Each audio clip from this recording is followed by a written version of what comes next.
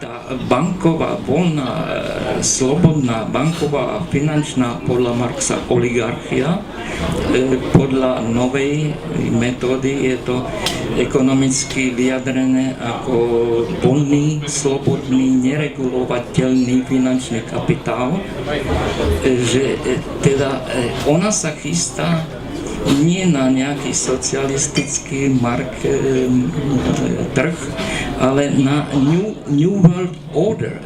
Ten sa utlmil, pretože tie systémy, Medzinárodný menový fond, Svetová banka, centrálne banky ako Európska centrálna banka a Eurozóna a ďalšie majú problémy s týmto, takže ako na to čo najrýchlejšie, aby nedošlo k novej zmene, teda revolučnej, teda nová revolúcia z tých ulic, teda tých chudobných. There is an oligarchy now that's in finance capital that is more powerful and insidious than probably at any time in history before. And there's this phenomenon that has developed in the last 20 or 30 years together with neoliberalism, or as part of neoliberalism, which is that any costs of failed investments, or in many cases the costs of failed investments are made public, they're socialized, but the profits are privatized, right? So in the 2008 recession, which started in the United States and has both structural causes and also some very specific causes having to do with parts of the U.S. economy not being regulated, but obviously what happened is that when some of the large banks in the United States and the large so-called financial houses on Wall Street, like Goldman Sachs and Merrill Lynch and so on, were, quote, too big to fail. If they failed, they thought the recession would get even worse, that it might turn into a Great Depression, even though the recession was quite severe. And many economists from all different points of view thought that this might be going into a depression at the time, which would have probably spread around the capitalist world.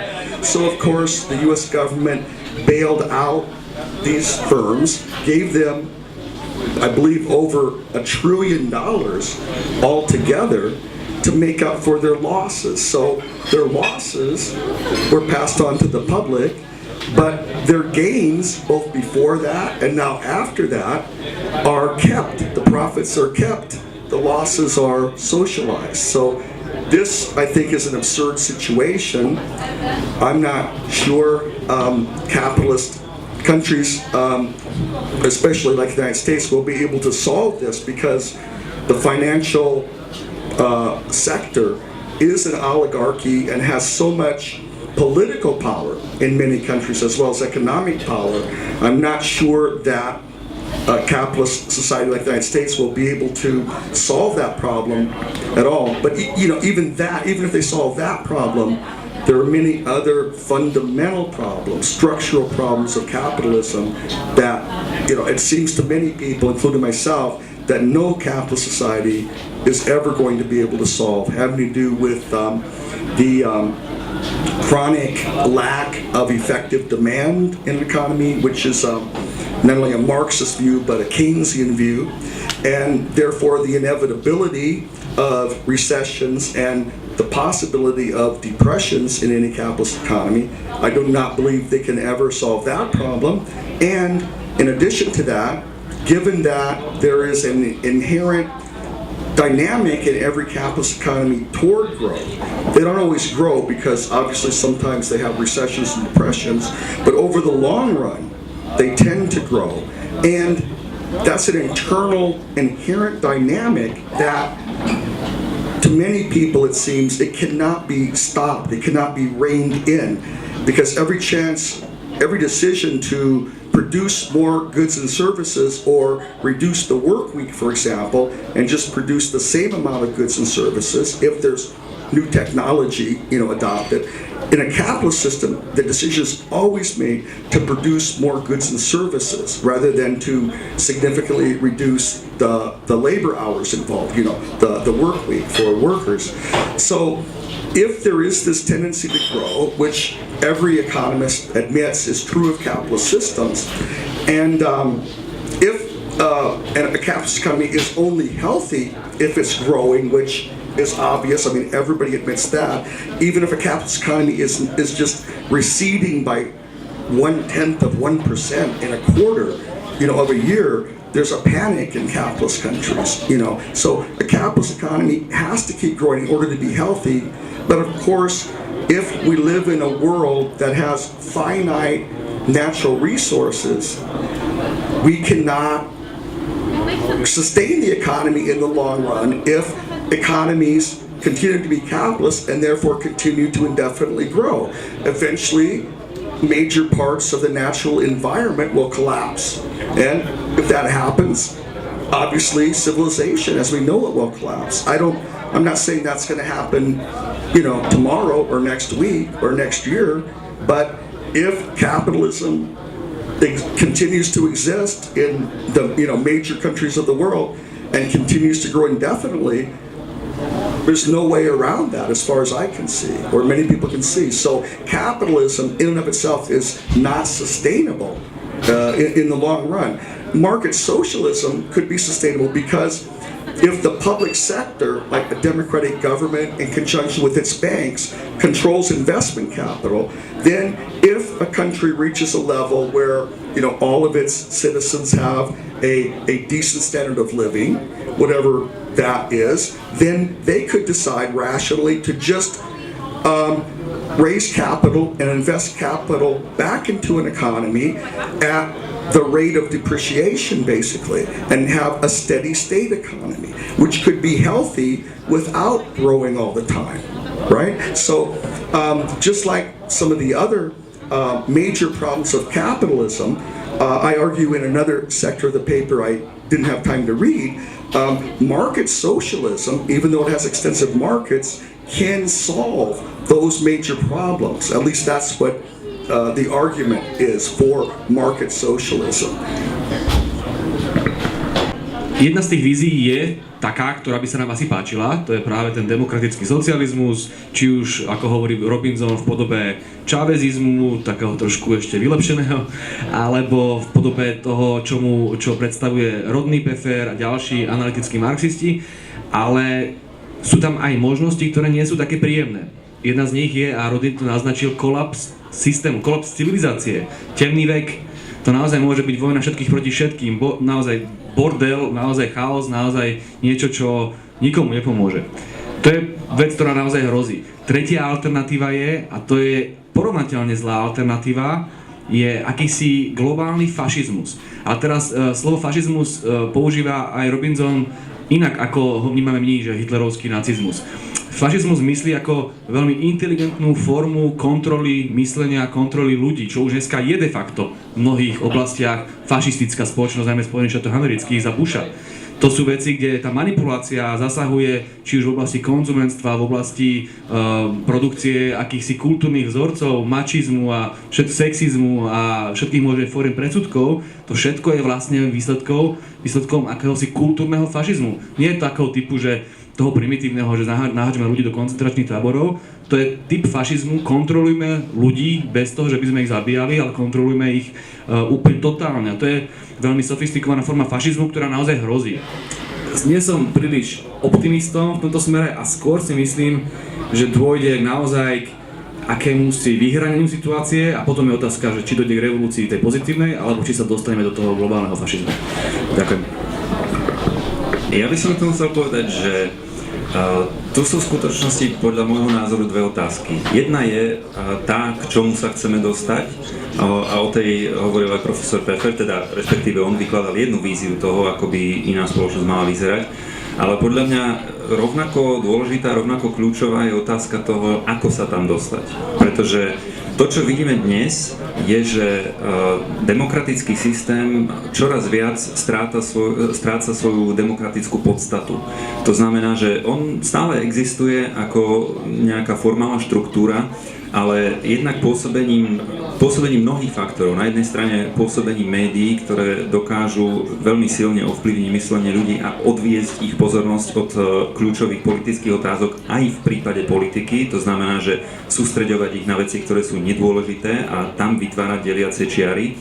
Ale takisto aj pomocou štruktúr politických strán, tak ako dneska fungujú, a to nehovorím len o Slovensku, to hovorím samozrejme o celom západnom systéme, tak jednoducho ten systém sa vyprázdňuje a skutočná nejaká občianská participácia, mobilizácia je cezeň čoraz menej možná. A to znamená, že dejinne bola jedna alternatíva, ako dosiahnuť nejakú systémovú zmenu. To bolo to, o čo sa pokúsil a čo dosiahol Lenin v roku 1917. Leninská strana od tých čias v podstate nikde nedosiahla podobný úspech. Boli to potom iné typy strán, dokonca aj v rámci komunizmu. A na druhej strane sociálno-demokratické strany dosiahli významné úspechy, ale nedospeli k tomu, že by skutočne zmenili podstatu systému. Čiže dnes stojíme pred otázkou, akým spôsobom aká nová forma organizácie má vzniknúť na to, aby sme sa mohli posunúť k novej spoločnosti. A vidíme samozrejme po celom svete hnutia, ktoré skutočne dokážu mobilizovať občanov, ktoré skutočne dokážu priviesť tých ľudí do ulic, ako je napríklad americké Occupy Wall Street, ale aj španielský Indignados a podobné hnutia. Ale je problém, že kým tieto hnutia sú skutočne schopné ľudí pritiahnuť a spojiť, zatiaľ nevidíme spôsob, ako sa ich aktivita vie previesť do skutočných výsledkov v politike, do skutočnej zmeny štruktúr.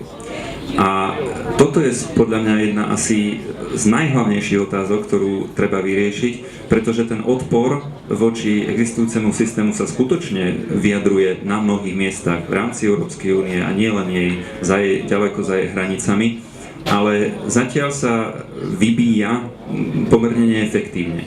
Je veľmi významné, že tieto hnutia sa objavujú, že nastolujú otázku, ale zatiaľ nevieme spôsob, ako presadiť odpoveď. A nad tým, podľa môjho názoru, treba rozmýšľať, toto treba riešiť, aké nové formy organizácie skutočne môžu viesť k takému výsledku.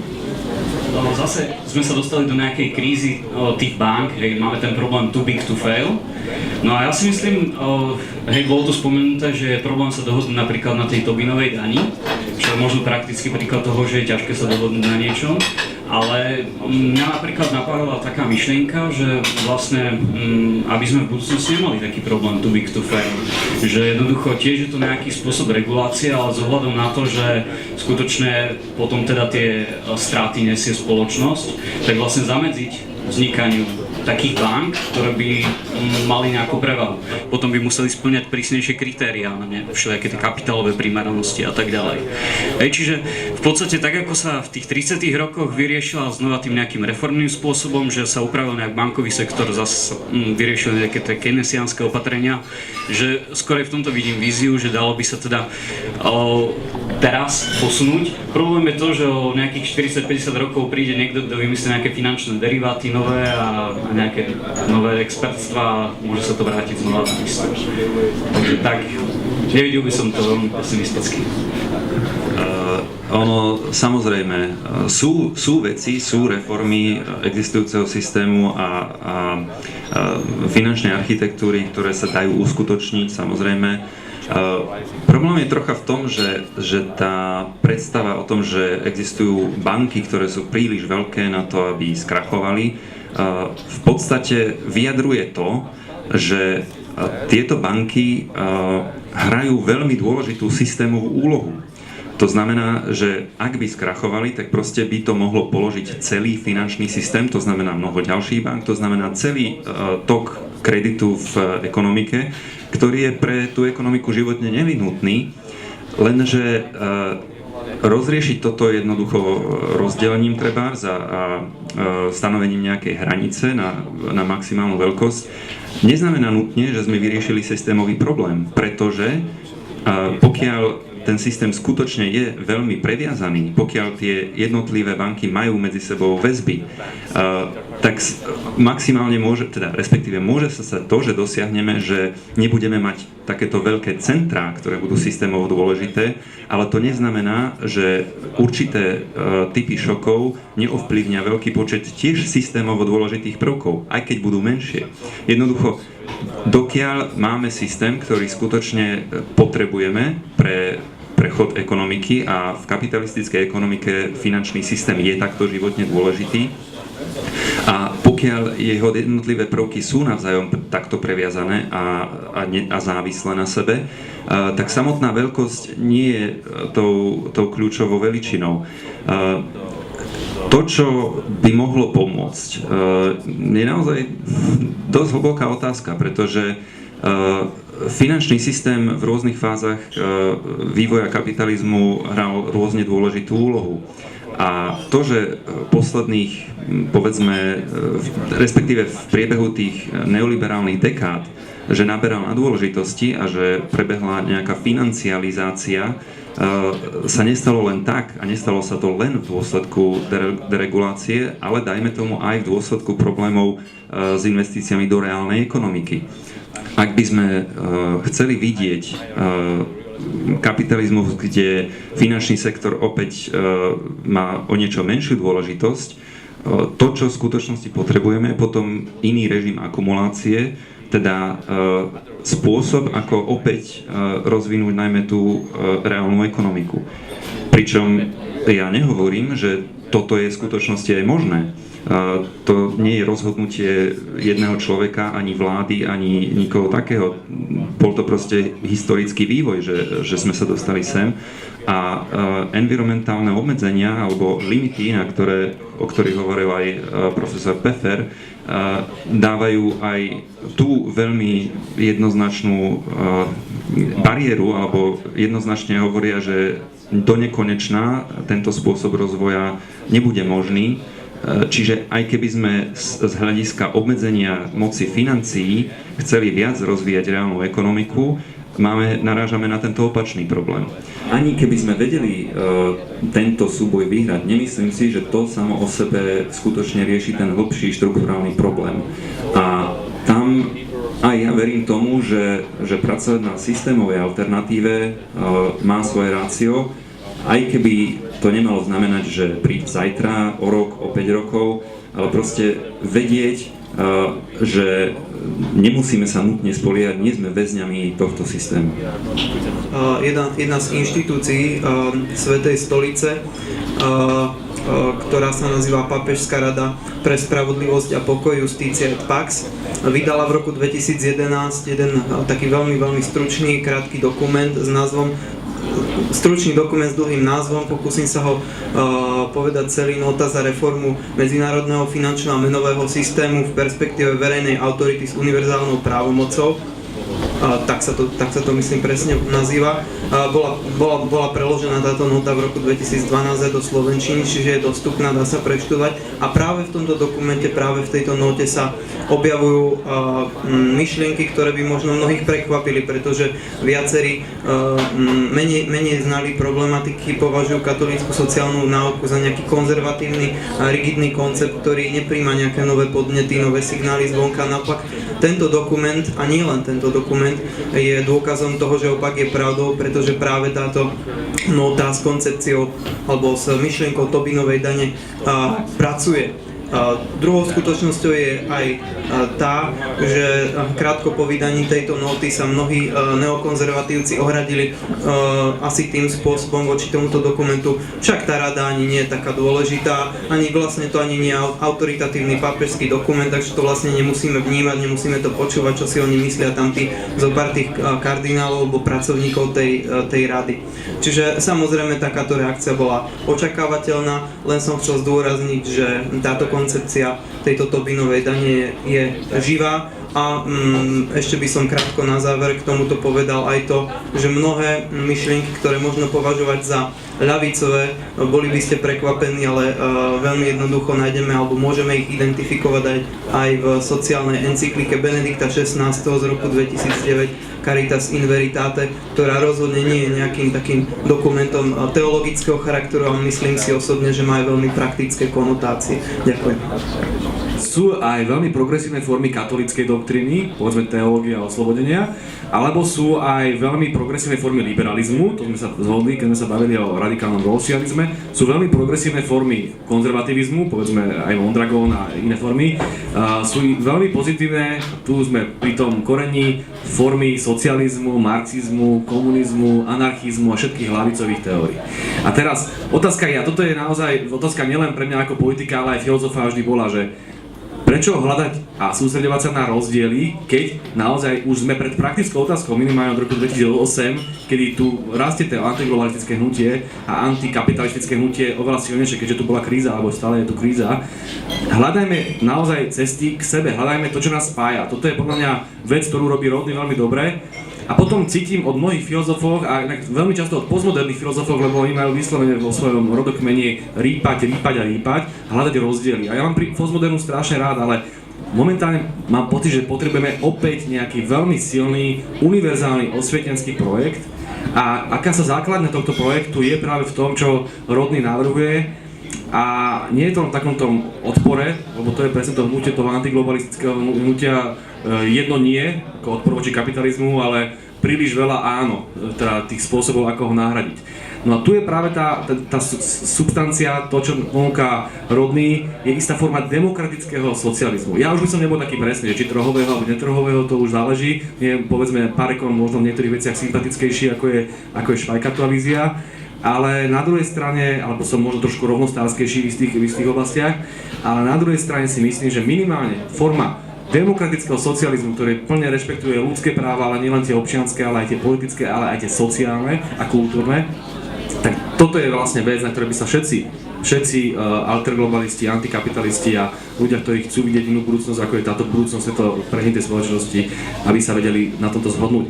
I think that it's at least arguable that a socialist system, especially a market socialist system, can have a healthy economy that's a steady state economy. And I think that that is not possible for a capitalist system.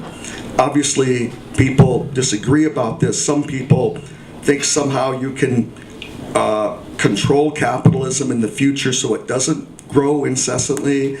Some people may think that there's no reason to believe that a socialist or market socialist system could control growth, but I think that depends on the structure of the system itself. Now, what complicates the issue, of course, is population issues, population dynamics. So, obviously, the more people that are in a society or in the world, then all things being equal, the more the society or the world has to produce. The main factors, it seems, to limit population growth is to what extent a society has insured people social security in their old age or in case of illness where they can't work anymore. In less developed countries like in Latin America, Africa, Asia, it's rational for most people, poor people, to have many children because they think that only if one of their children does well enough economically that they will, that's the only way they'll be able to have a minimally decent life when they're too old to work, when the parents are too old to work or they're too ill or injured to work. They're hoping that at least one of their children can support them because there's not a social security system in the society. And if that's your basis for social security, personal social security, then it makes sense to have lots of children rather than just one or two children because there's more chances of one of them succeeding and help take care of you. The other condition, besides providing a social security net in a society to limit population growth rates is to provide people family planning information and contraceptive devices at either free or at a very subsidized level.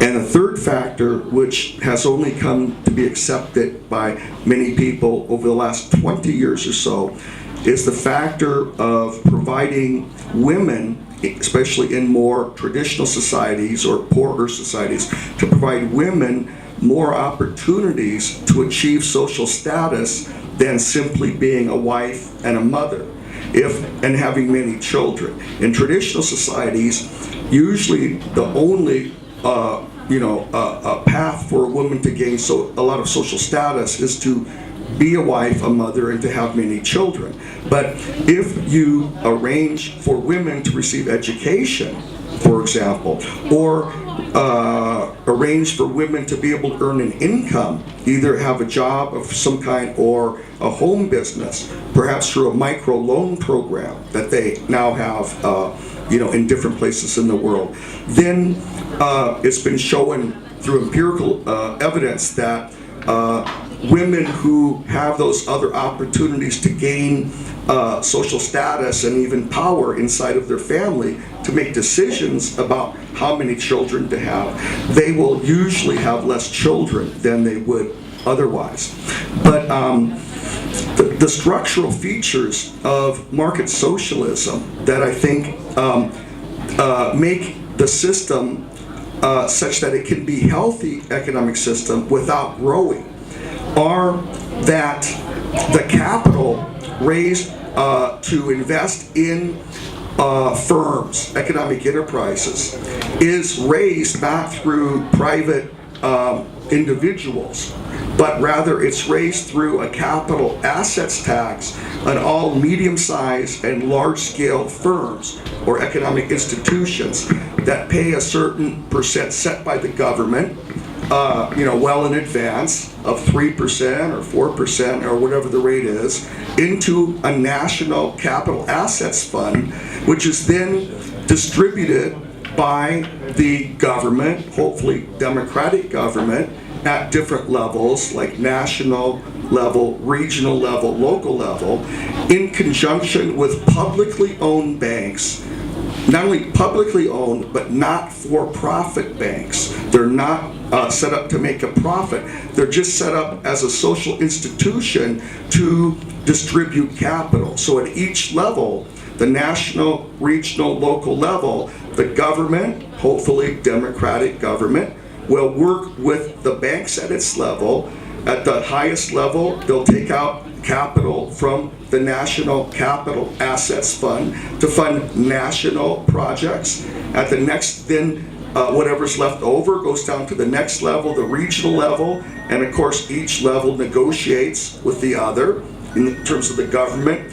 And the regional level, the regional governments and regional banks take out the capital necessary for regional projects, and then what's left over for each year in the Capital Assets Fund goes down to the local level, where the local governments and the local banks distribute the capital to small businesses or local economic enterprises. And the banks distribute it on the basis not only of expected profitability, which would still be one of the criteria, but also on any other criteria that the democratic government sets. So for example, the democratic government can instruct the banks to look at, besides economic profitability, expected profitability, to look at environmental sustainability or environmental friendliness and job creation. So the banks can prefer, if there are more, there will usually be more applications for funds, capital funds, that can be accepted in any particular year. So the bank decides which of the proposals to fund. And if two proposals are equally profitable, for example, but one of the proposals is more environmentally friendly or creates more jobs, then they can pick the one that is environmentally friendly or produces more jobs. So that's the way that the capital would be distributed in a society, hopefully a very democratic society. And the reason that it can be healthy and yet not have to grow is after it really reaches a certain level of economic productivity such that all members of society have a decent standard of living, then it can democratically decide, because it doesn't want to harm the environment, wants to maintain sustainable environment, that it will just set the rate for the firms paying the capital assets tax at the replacement rate. It doesn't have to keep growing. It can stay steady and be economically healthy, unlike a capitalist system. So that's a major advantage of a market socialist system. It doesn't have to continuously grow to be healthy. And I have one other quick comment responding to Peter's, and I just want to say that I should have listed a seventh noble political tradition in my analysis, which is sort of progressive Catholic social thought, and especially liberation theology. And over the last 30 years or so, there's been a very interesting development in philosophy. It's called liberation philosophy, mainly in Latin America, but very well known in other places in the world, which was inspired from liberation theology, but which is, more secular than liberation theology, but otherwise the values are very closely related. And in fact, I've arranged for some of the most famous liberation philosophers, including Enrique Dussel, to be on some of our panels at the World Congress of Philosophy. And I'm encouraging a discussion there and just in general between progressive political and philosophical trends, including liberation philosophy, including Marxism, progressive Marxism, non-Stalinist Marxism, and advocates of market socialism, critical theory like Jürgen Habermas and so on, social democracy, socialist anarchism, and so on, so that we can better understand each other and perhaps hopefully reach a sort of consensus about what to do to try to fix the problems we have on this planet that capitalism is incapable of solving, I believe. So hopefully we'll be able to move forward in that way.